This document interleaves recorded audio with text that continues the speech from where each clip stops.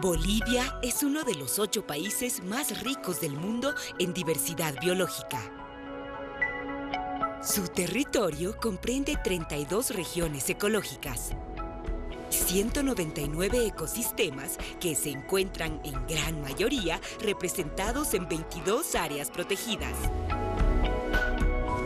Está entre los 10 países más diversos en vertebrados, distribuidos en 398 especies de mamíferos, 277 especies de reptiles, 635 especies de peces, 204 especies de anfibios, 1.422 especies de aves. Las más de 20.000 especies de plantas colocan a Bolivia entre los 11 países del mundo con riqueza de flora. Los bosques naturales en Bolivia abarcan un área de 53.4 millones de hectáreas, representando un 48% de la superficie del país. Esto significa casi el 10% de los bosques tropicales existentes en América del Sur. Nuestro país, entre todos los países del mundo, es extremadamente rico en su biodiversidad.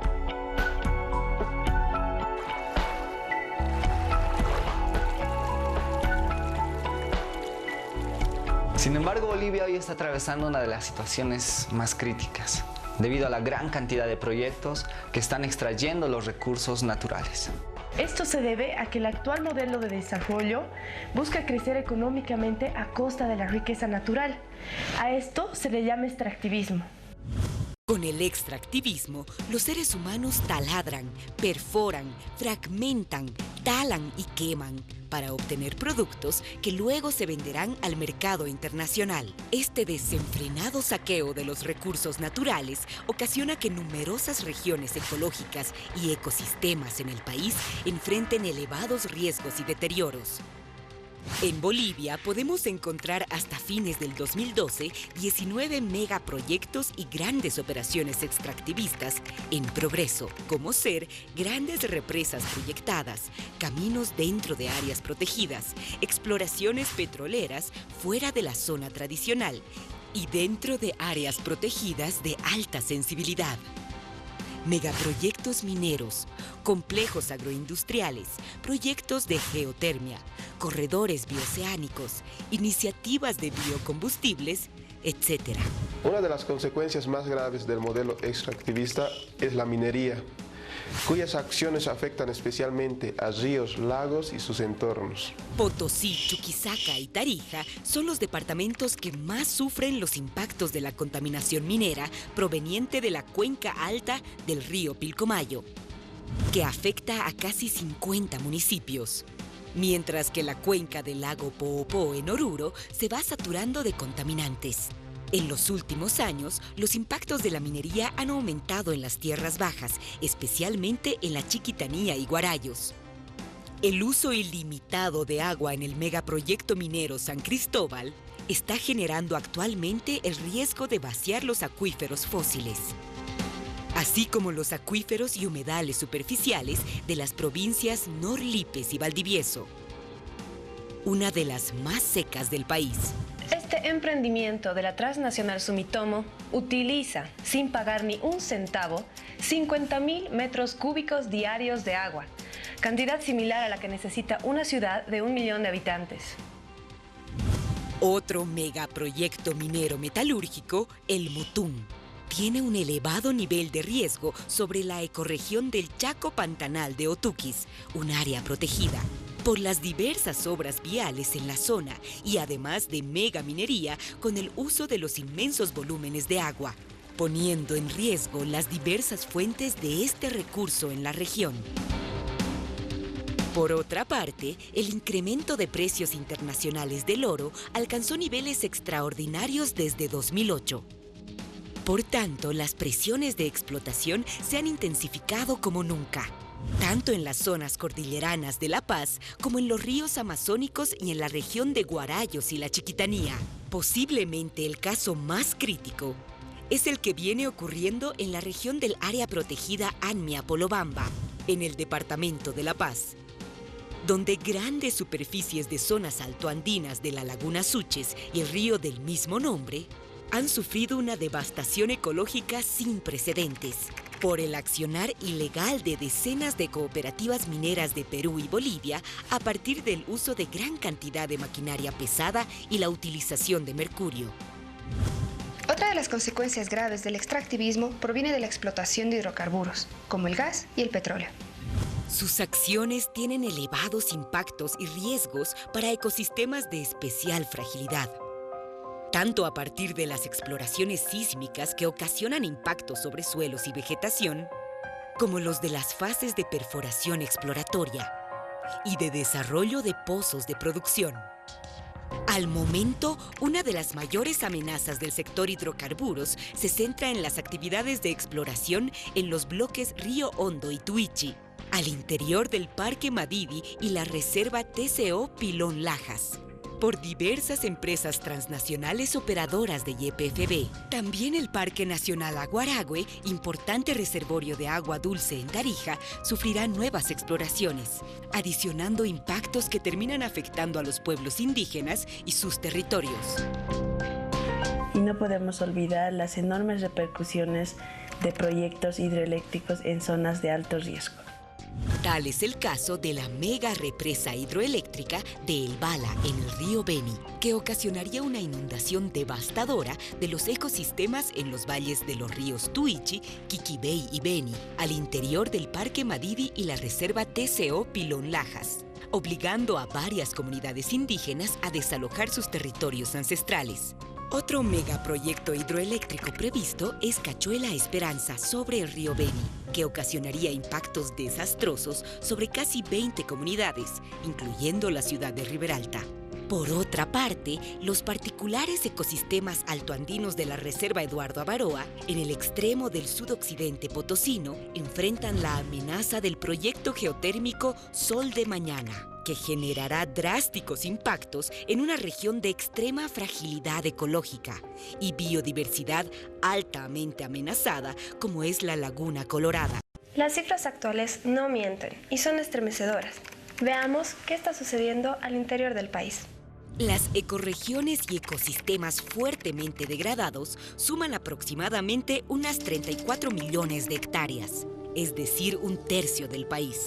Alrededor de 40 millones de hectáreas presentan un estado ambiental intermedio o regular, y los ecosistemas en óptimo o muy buen estado alcanzarían algo más de 35 millones de hectáreas. Cada año aumentan las zonas en degradación y van disminuyendo las zonas en buen estado. A esto denominamos pérdida de la biodiversidad, que es la desaparición de ecosistemas naturales, en especial los bosques. Pérdida de biodiversidad.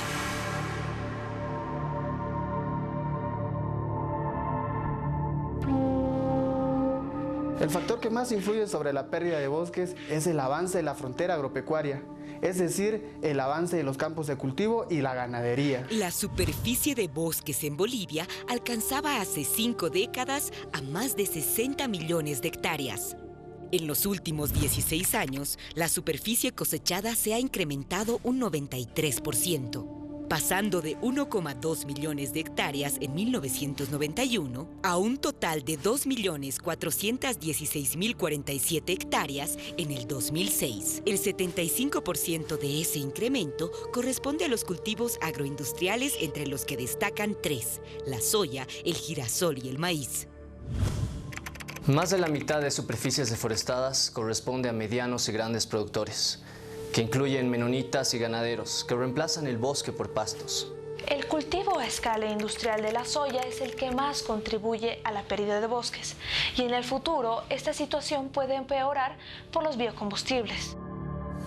La expansión de los cultivos de coca, casi siempre relacionados con el sector de la colonización, han ascendido a 30.000 hectáreas dentro de zonas ecológicas frágiles e incluso dentro de áreas protegidas. Por otro lado, el sobrepastoreo ha sido un factor de impacto sobre diversos ecosistemas. También la ganadería de reemplazo, que significa reemplazar bosques por pasturas de la ganadería.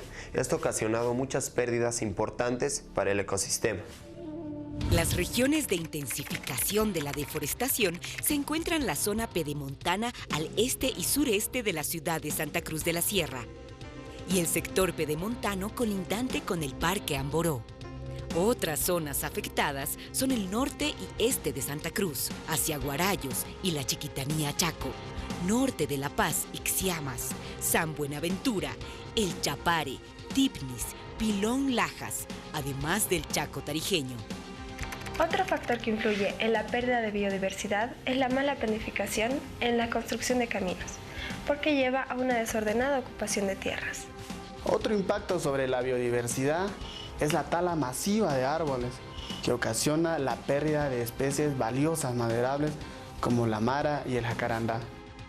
Asimismo, la extracción y uso de la leña ha tenido profundos daños sobre la vegetación y sobre los suelos. En muchas zonas de nuestro país se está dando la cacería indiscriminada y esto causa que se reduzca la población de los animales. Lastimosamente, Bolivia aún no tiene el reglamento que cuide y proteja lo que es la vida silvestre.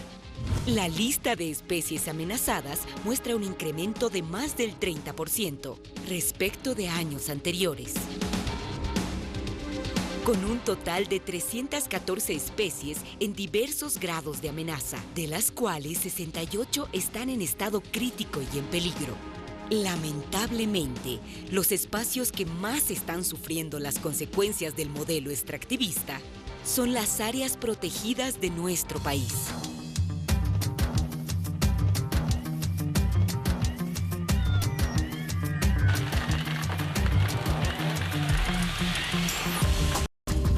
Áreas protegidas.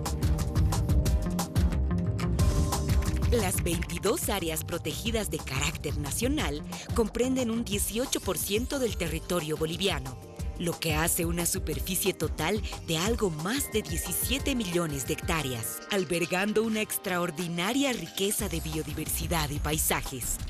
Significa algo más de un 70% de la representatividad de especies, ecorregiones y ecosistemas del país. El panorama para las áreas protegidas nunca fue fácil, pero ahora enfrentan graves e inminentes amenazas derivadas de la lógica desarrollista y el desenfrenado crecimiento económico, que en nuestro país se traduce como el proyecto IRSA y sus corredores bioceánicos. El avance de las fronteras agropecuarias, la extracción hidrocarburífera o los megaproyectos energéticos y mineros. La visión desarrollista está orientada al incremento de la producción para la exportación y la acumulación de capitales, y es intrínsecamente excluyente de los temas ambientales, sociales, culturales, de salud y equidad. En varias áreas protegidas existen importantes riquezas naturales y hay intereses que buscan extraerlos a pesar de la alta fragilidad ecológica y de las limitaciones legales. La situación se ha agravado en los últimos 5 años.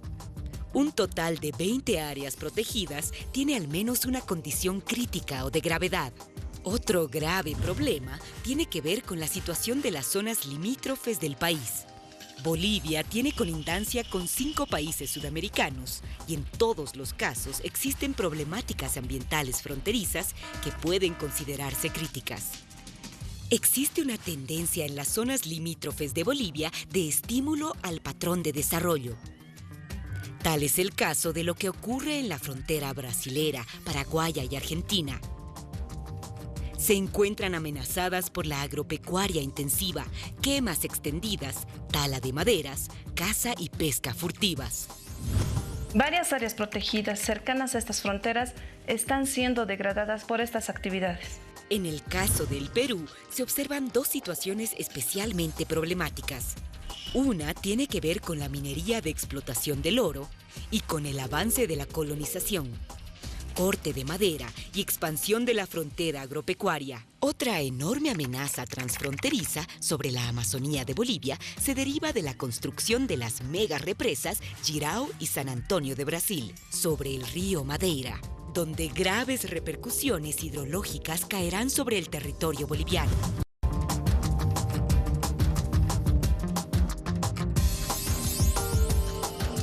Ahora veamos qué sucede con el tema de seguridad y soberanía alimentaria.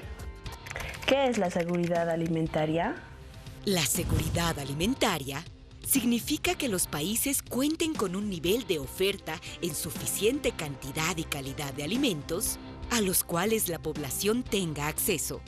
Implica también contar con alimentos sanos e inocuos, libres de contaminantes o presencia de transgénicos, e incluye además el acceso a agua limpia, natural y libre de contaminantes. ¿Y qué es la soberanía alimentaria? Soberanía alimentaria es la facultad de cada pueblo para definir sus propias políticas agrarias y alimentarias de forma sostenible, de modo tal que la producción interna satisfaga las necesidades del consumo nacional en largo plazo, lo cual implica el cuidado de los ecosistemas que permiten la producción de alimentos y la protección del mercado doméstico contra las importaciones de productos alimenticios o el contrabando de estos. Se trata de priorizar la producción agrícola local para alimentar a la población, el acceso de los campesinos a la tierra, al agua, a las semillas y al crédito. Está relacionado con la diversificación de cultivos en contra del monocultivo exportador, protegiendo la agrobiodiversidad nativa y evitando el ingreso de alimentos transgénicos. Sin embargo, tanto la seguridad como la soberanía alimentaria han ido en retroceso en el país en los últimos años, debido a diversas circunstancias. Entre la más crítica se encuentra la pérdida de agrobiodiversidad, es decir, de variedades nativas de productos domesticados, como la papa, quinoa, yuca, maní, cacao, entre otros. El caso más preocupante en la actualidad es la de la producción intensificada de quinoa, que ha significado la reducción de la diversidad de muchas variedades de quinoa, debido a la exigencia rígida de los mercados internacionales que solo comercializan una o dos variedades, provocando la pérdida de las demás.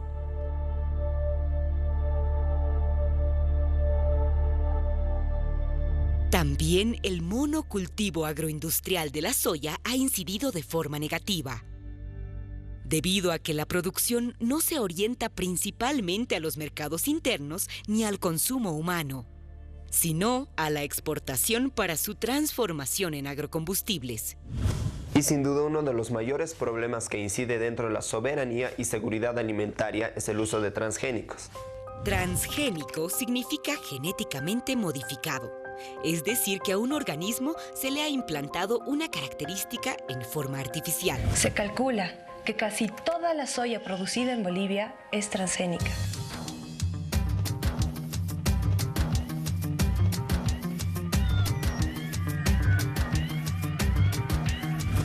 Otro de los factores que impacta sobre el estado ambiental de nuestro país es el cambio climático. Cambio climático. ¿Y qué sucede con el cambio climático? El cambio climático es el conjunto de grandes y rápidas perturbaciones provocadas en el clima por el aumento de la temperatura del planeta a consecuencia de los gases de efecto invernadero, principalmente el dióxido de carbono. En Bolivia, los efectos más notorios del cambio climático se observan en el retroceso de los glaciares cordilleranos, lo cual afecta en la reducción de agua y provoca sequía de lagunas, bofedales o vegas, entre otros. Por otro lado, en tierras bajas se ha producido en los últimos 10 años gigantescas inundaciones debido a periodos de lluvias extremas, asociadas a trastornos de los fenómenos niño-niña. Con el cambio climático se han incrementado los riesgos de incendio y focos de calor. Hoy en día, la situación se torna cada vez más crítica, dadas las sinergias que se producen entre los efectos del cambio climático y los de iniciativas económicas orientadas a megaproyectos energéticos. Algunos ejemplos de esta interacción sinérgica son mega represas y mayor riesgo de inundaciones extremas en la llanura amazónica boliviana, explotación minera e hidrometalurgia con uso ilimitado de agua, poniendo en riesgo zonas que ya tienen problemas de sequía, expansión de monocultivos y uso masivo de agua para riego, así como grandes quemas y emisión de gases que aportan al calentamiento global, cultivo intensivo y mecanizado de quinoa en grandes extensiones en una región afectada por severas sequías. Las sinergias no son pocas y las amenazas tampoco. Se ha establecido que en Bolivia predominan 5 tipos de amenazas recurrentes. inundaciones, sequía, deslizamientos, incendios, granizadas y heladas. Y estos desastres traen cuantiosas pérdidas de vidas humanas, así como los medios de vida que nos provee la naturaleza. ¿Y qué se puede hacer para enfrentar al cambio climático? Una de las medidas para hacer frente al cambio climático a nivel mundial es la gestión de riesgos. Sin embargo, en los últimos años en Bolivia ha aumentado los desastres, debilitando nuestra capacidad de afrontar.